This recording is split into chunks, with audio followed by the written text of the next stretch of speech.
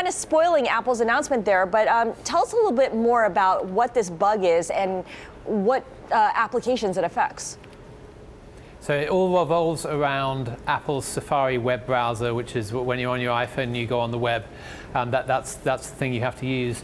And there are basically, and there have been for 2 years, websites, random websites out there that if you visit it, hackers get special access to your phone and can access personal data and have been doing so.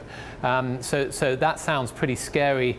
That there is a simple fix, which probably most people will have done over the last 2 years, which is to just reboot your iPhone. So if you switch it off and switch it back on again, it goes away.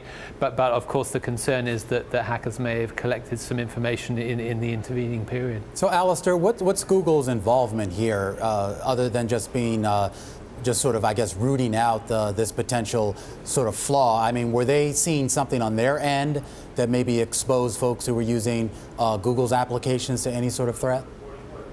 I imagine so. Google's the world's largest internet company, and they have a lot riding on the web, just in general, the web working very, very well. They have a special cybersecurity team called Project Zero, which has been around for many years, and they claim that they've got some of the world's best experts in web security on there.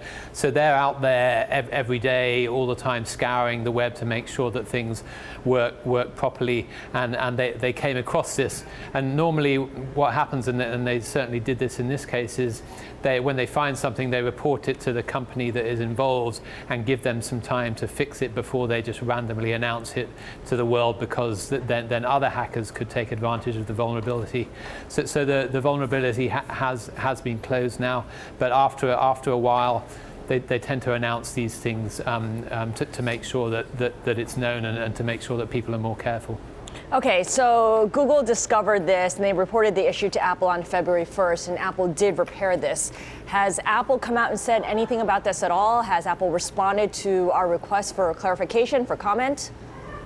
No, they haven't yet, and generally they don't say a lot. They do like to talk a lot about privacy, and of course they have they have done a lot in the case of mobile and smartphone privacy for users, and this is basically a technical web flaw rather than something that is focused on their hardware security, for instance.